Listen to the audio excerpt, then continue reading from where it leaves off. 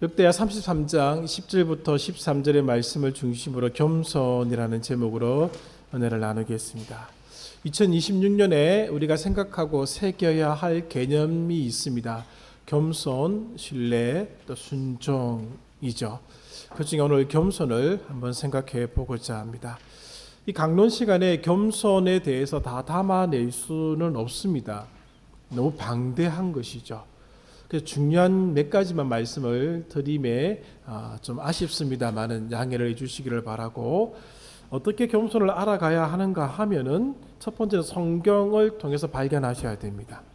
성경 안에 있는 겸손의 개념이 첫 번째입니다. 그리고 나서 좋은 책을 통해서 익혀 나가셔야 됩니다. 세 권의 책을 소개해 드립니다. 첫 번째는 토마스 아켄피스의 그리스도를 본받아라는 책입니다. 이 책은 영성이 뭐냐라고 할 때 겸손이다라고 하는 것을 보여주는 책입니다. 영성이 핵심 요소가 된다는, 이 겸손이 핵심 영성이 된다라고 하는 것이죠. 그래서 토마스 아켄피스의 그리스도를 본받아라는 책은 고전 중에 고전으로 알려져 있고 성경과 함께 같이 읽으면 굉장히 유익한 책입니다. 올 한 해 우리 교회도 있습니다만 도서관에도 있습니다만은 한꺼번에 쫙 다 읽어 나가는 책이 아닙니다. 한 장씩 읽고 성경 보고 찾아가면서 읽고 하면서 묵상해 나가는 1년치 책입니다. 물론 이제 쭉 읽어 보시기도 하셔야 되겠습니다만은 그렇게 좋은 책입니다. 그리고 칼빈의 기독교 강요에 나타난 겸손의 부분을 읽어 보시기를 바라요. 전부 다 읽어내시기는 부담스럽고 한 2000페이지 되는 책이기 때문에 겸손의 부분만 단락만 빼서 한번 보시기를 바랍니다. 그러면은 겸손이 무엇인지를 배워 나갈 수 있고, 앤드류 모레이의 겸손이라는 책이 있습니다. 전에는 생명의 말씀사에 출판이 되었는데 지금 좋은 씨앗이라는 출판사에서 2025년도에 나온 것으로 알고 있습니다. 다시 번역된 것으로 알고 있는데 한번 꼭 읽어보시기를 바랍니다. 이 세 책의 공통점이 있습니다. 뭔가 하면은 겸손은 단순한 미덕이 아니다라고 하는 겁니다. 겸손은 성품이 아닙니다. 겸손은 자기를 낮추는 식의 태도가 아니다라고 하는 것을 이 세 책 다 모두 보여주고 있습니다. 우리는 우리끼리 볼 때 저 사람 겸손해라는 생각을 아무리 눈에 보이시기도 하시죠. 그러나 그런 식의 기준으로 겸손은 사용될 수는 없습니다. 겸손은 앤드루 모레이는 뭐라 얘기하는가 하면은 하나님과의 관계를 결정짓는 것이다 라고 얘기합니다. 하나님과의 관계를 결정짓는 게 겸손입니다. 그러면은 예수를 안 믿는 사람에게는 겸손이라고 하는 것은 성경에서 말씀하는 겸손은 없는 겁니다. 저 사람 참 겸손한데 그거 없습니다. 그런 식의 개념이 아니다라고 하는 것이죠. 겸손은 하나님과의 관계를 결정짓는 근본이 겸손입니다. 칼빈은 기독교 강요에서 겸손은 감정적 미덕이나 수도적 태도가 아니다라고 얘기합니다.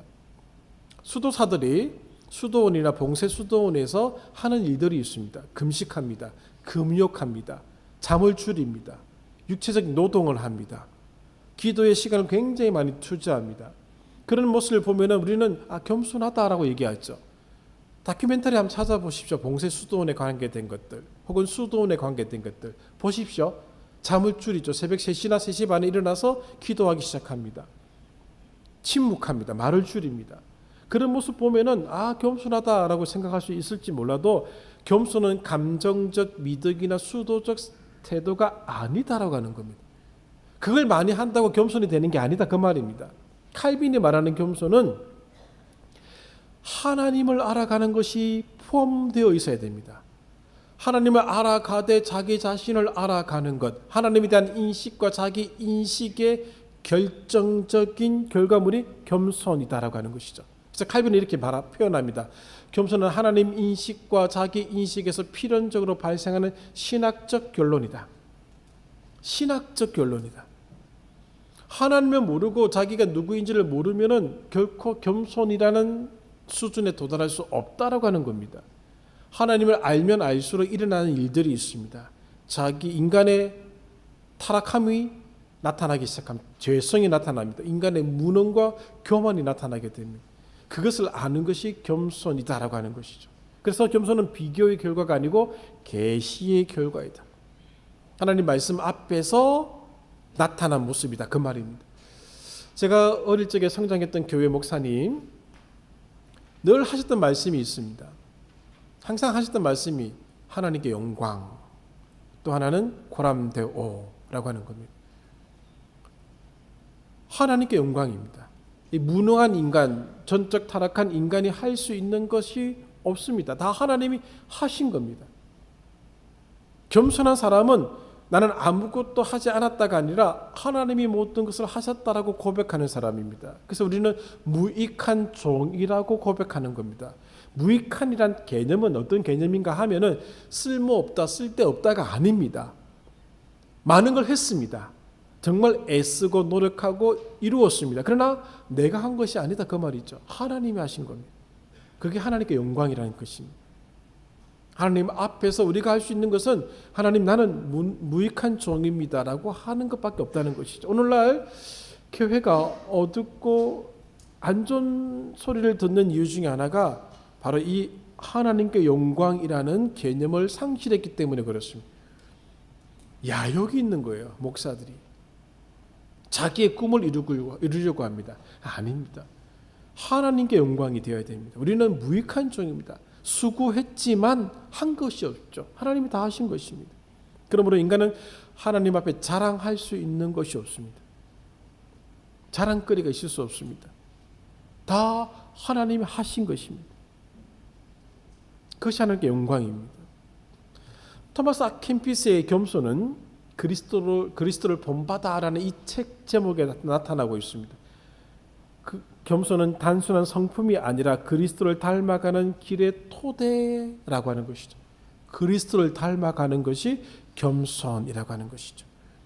자기를 낮추는 데서 나타나는 것이 아닙니다. 자신을 진실하게 아는 것, 칼빈이 말한 것처럼 하나님 앞에서 자기 인식, 자기 자신을 진실하게 아는 것에서 시작된다라고 하는 것이죠. 그러므로 하나님 없이도 설 수 있다고 생각하는 것은 교만입니다. 겸손은 하나님께 전적으로 의존하는 자세를 얘기하고 있는 것이죠. 그러므로 하나님을 알지 못하는 자들에게 있어서 겸손은 발생하지 않습니다.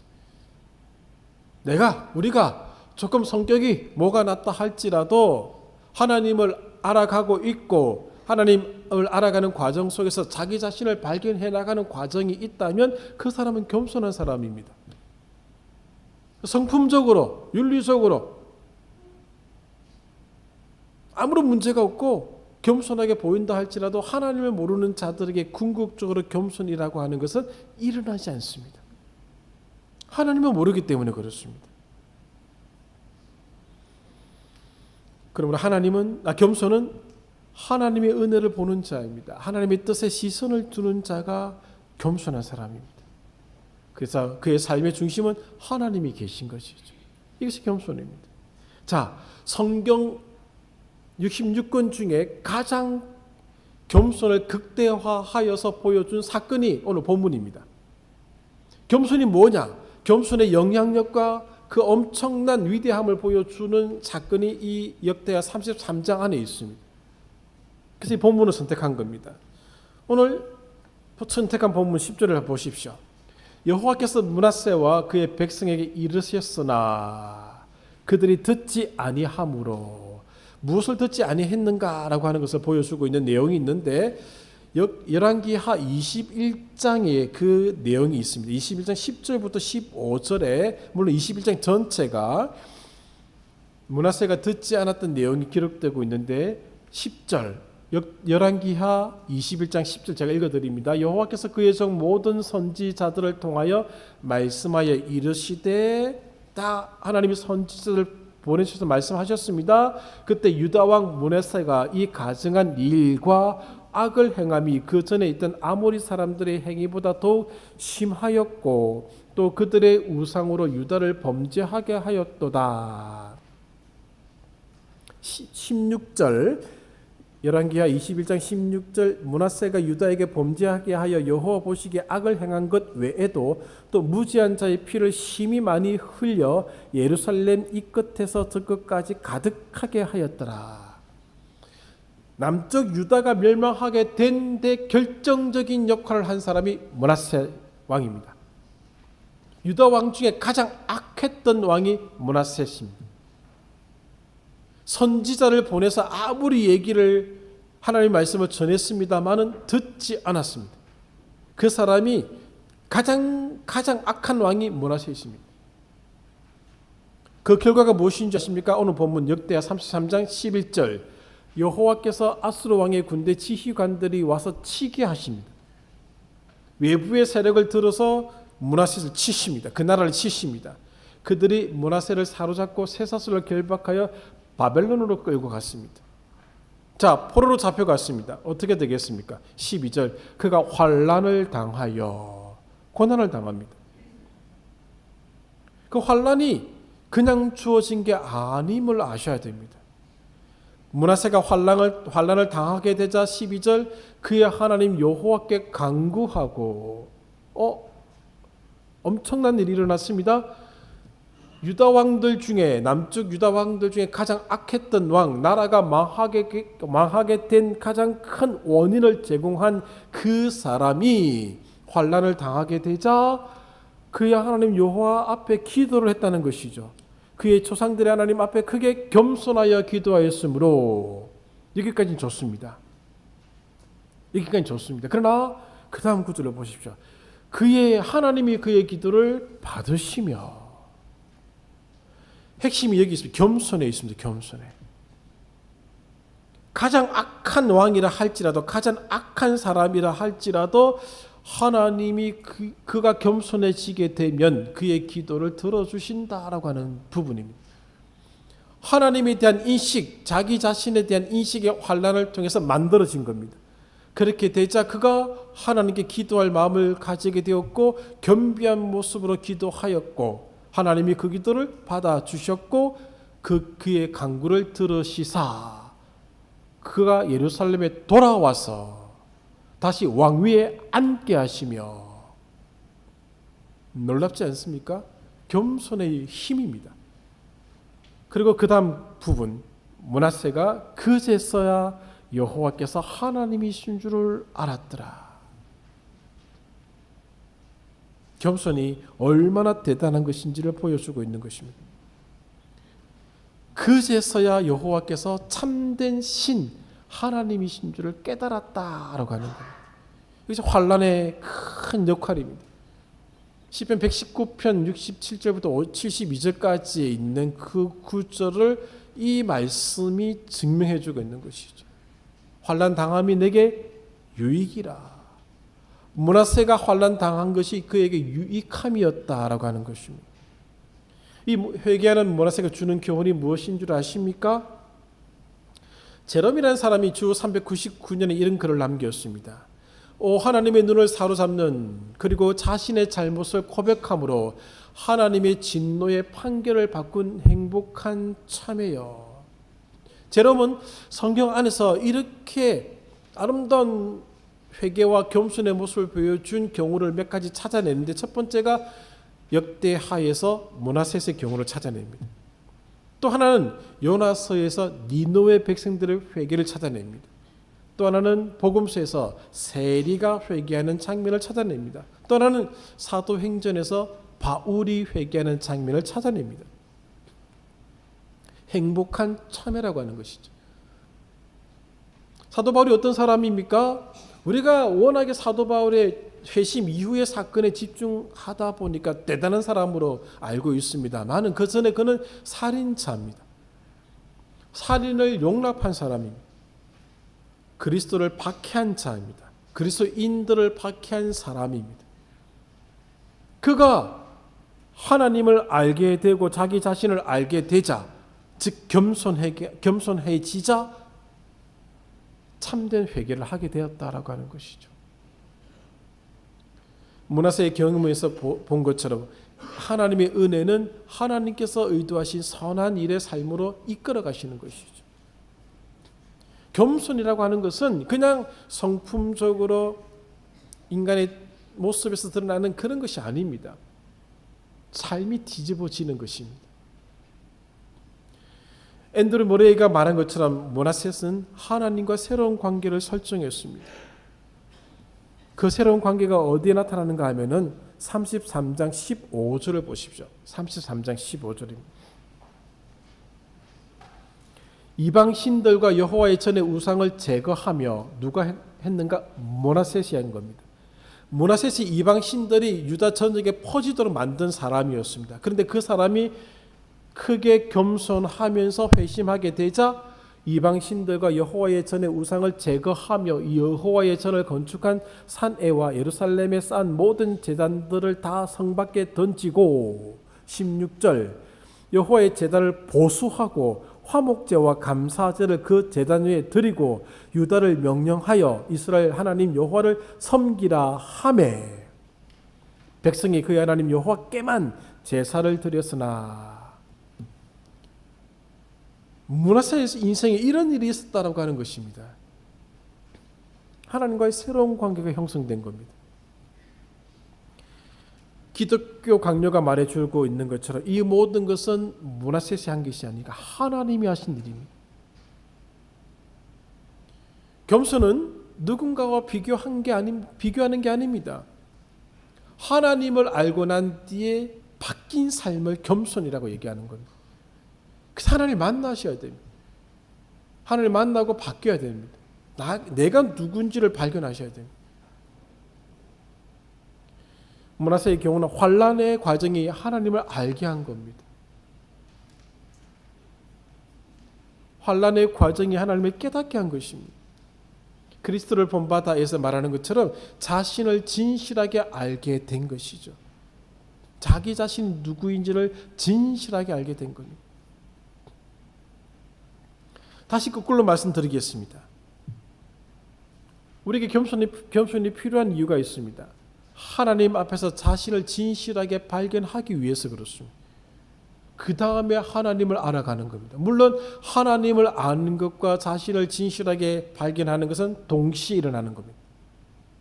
그리고 하나님과의 새로운 관계가 정립되는 겁니다. 그 겸손입니다. 2026년 이 일이 우리 가운데 일어나야 한다라고 하는 것이죠. 왜 그러면 겸손이 필요한가? 역대하 7장 14절로 넘어가셔야 됩니다. 우리 다 알고 있는 내용이고 역대기 상하의 주제 성구가 역대하 7장 14절입니다. 이것을 보여주기 위해 하여서 이것이 기록되어 있는 겁니다. 제가 읽어드립니다. 내 이름으로 일컫는 내 백성이 그들의 악한 길에서 떠나 스스로 낮추고 기도하여 내 얼굴을 찾으면 내가 하늘에서 듣고 그들의 죄를 사하고 그들의 땅을 고칠 것이라. 므낫셋을 대입시켜 보십시오. 악한 길에서 떠나 스스로 낮추고 기도하여 하나님의 얼굴을 찾았습니다. 그때 하나님이 하늘에서 들으시고 그의 죄를 사하여 주시고 그의 땅을 고쳐 주셨습니다. 이걸 보여주고 있는 겁니다. 왜 이것을 얘기하고 있는가라고 하면은 이것 때문에 그렇습니다. 지금 이 역대기는 포로기 이후에 기록된 성경입니다. 구약 성경 중에 가장 마지막에 기록되었다라고 알려진 책입니다. 포로로 잡혀가서 포로 생활하고 있습니다. 포로 생활하는 가운데 그들에게 어떤 아픔이 생겼는가 하면은 하나님의 성전이 무너진 것을 바라보면서 하나님이 자기들을 떠났다라는 그런 생각들이 들었습니다. 하나님 우리를 버리셨다. 우리의 이런 엄청난 죄악 때문에 우리를 버렸다라고 하는 것이죠. 그때 역대기 저자는 그렇지 않음을 보여주고 있습니다. 여러분 보십시오. 우리가 알고 있는 유다의 왕 중에 므낫셋이라는 사람이 있습니다. 그 사람이 어떤 사람입니까? 이사야 선지자를 죽이려고 했던 사람입니다. 숱한 선지자를 죽였던 사람입니다. 숱한 선지자들의 말을 듣지 않았고 우리 땅의 우상이 편만하도록 만들었던 그런 사람이었습니다. 유다가 망하게 된 결정적인 원인을 제공한 자가 므낫셋이었습니다. 그러나 하나님이 그가 겸손하게 하나님 앞에 엎드려 회개하고 기도하자 하나님이 그의 기도를 들어주셨고 하나님이 그 땅을 고쳐주신 사실을 여러분 기억하십니까? 우리도 똑같이 엎드려 기도하고 하나님께 겸손하게 나가면 우리를 고쳐주실 것입니다 라고 그 얘기를 전해주고 이 글을 쓴 겁니다. 그렇게 하면서 에스겔서에 나오는 에스겔서 30장 8절, 19절, 25절, 26절 똑같은 얘기합니다. 내가 여호와인 줄 알게 할 것이다. 다시 고쳐줌으로 내가 여호와인 줄을 알게 할 것이다 라고 얘기를 한 겁니다. 그래서 이 책이 기록된 겁니다. 우리에게 겸손이 필요한 이유가 바로 여기 있는 겁니다. 제가 5가지로 정리했습니다. 첫째는 하나님께서 우리들의 기도를 들으시는 시작점입니다. 교만한 자의 기도를 들으시겠습니까? 겸손한 자의 기도를 들어주시겠습니까? 분명한 겁니다. 두 번째는 우리의 죄가 사해지는 시작점입니다. 우리를 회복시켜주는, 땅을 고쳐주시는 시작점이 겸손입니다. 세 번째는 하나님께서 우리 가운데 계심을 확신할 수 있는 게 겸손입니다. 네 번째는 변하지 않는 하나님의 약속이 성취되는 것을 볼 수 있는 것이 겸손입니다. 반대로 교만하면 모든 재앙이 우리에게 내려지게 되는 것이죠. 겸손이 필요한 이유가 있는데 회복 때문에 그렇습니다. 오늘 본문 33장 10절에 보시면은 여호와께서 므낫세와 그의 백성에게 이르셨으나 그들이 듣지 아니했다라고 되어 있습니다. 반대로 뒤집어 보시면은 그들이 하나님 말씀을 들으시면은 므낫셋을 고쳐 주시고 그 백성을 고쳐 주시고 그들의 땅도 회복시켜 주신다는 의미가 들어가 있는 것입니다. 하나님과의 관계가 회복되게 하여 주셔서 모든 것이 새롭게 되어진다라고 하는 것을 보여주고 있는 것이죠. 그러므로 겸손하라고 얘기하고 있는 겁니다. 성경의 역사가 여기에 초점을 다 맞추고 있습니다. 십자가의 사건도 하나님과 인간 관계 회복 때문에 일어난 사건입니다. 하나님이 어떤 분인지를 보여주는 사건이 십자가 사건입니다. 인간이 어떤 존재인지를 보여주는 것이 십자가 사건에서 드러났습니다. 회복을 위한 책이 성경입니다. 그 안에 겸손이 들어가 있는 것이죠. 이렇게 위대한 일의 시작이 겸손이라면 우리가 추구해야 할 삶의 위대함이라 충분히 말씀드릴 수 있지 않겠습니까? 2026년 이런 복을 소망하시기를 바랍니다. 이런 성품이 되시기를 기도하십시오. 그리고 이런 삶을 살아내는 겁니다. 그냥 우리가 늘 듣는 것을 기대하지 마시고 이것이 오늘 우리에게 필요하다는 사실을 기억하시고 기도하셔야 돼요. 2026년에 12월에 썼을 때에 오늘 우리에게 더 겸손한 모습이 있기를 바랍니다. 성품적으로 있기를 바라는 것이 아닙니다. 하나님을 더 알아가야지만이 그 하나님 앞에서 내가 누구인지를 더 깊이 있게 인식해야지만이 겸손하게 되는 겁니다. 그 일이 일어나기를 기도하셔야 된다는 것이죠. 그래야지만이 내가 회복되고 우리가 회복되고 가정이 회복되고 교회가 회복되고 사회가 회복되고 국가가 회복되는 겁니다. 민족이 회복되는 겁니다. 땅이 회복되는 겁니다. 겸손이 시작되는 겁니다. 정치적인 안정, 경제적인 부흥이 회복시켜 주는 게 아닙니다. 겸손에서 시작되는 겁니다. 그래야지만 하나님이 이 일을 행하시게 되는 것입니다. 하나님이 열심히 일을 이루시는 것이지 우리가 이루는 게 아닙니다. 우리는 무엇을 취해야 되는가? 크게 겸손하여 엎드리는 것. 하나님 앞에서 내가 누구인지를 발견하는 것. 그것이 오늘 우리 가운데 일어나야 될 아주 중요한 시작점입니다. 그게 겸손입니다. 영광계 모든 성도님들은 저와 더불어서 겸손해지시기를 간절히 부탁드립니다. 기도하겠습니다. 하나님 아버지 감사합니다. 2026년 겸손하게 해주십시오. 하나님을 인식해가게 해주십시오. 하나님이 어떤 분이신지를 알아가게 해주십시오. 그 하나님 앞에서 내가 누구인지 내가 얼마나 큰 죄인인지를 알아가게 하여 주시옵소서. 그 안에서 오늘 우리가 해야 될 일이 무엇인지를 발견하게 하시고 하나님께 바짝 엎드려 크게 간구하며 하나님의 은혜와 긍휼을 구하는 저희들 되게 하여 주시옵소서. 예수님의 이름으로 기도합니다. 아멘.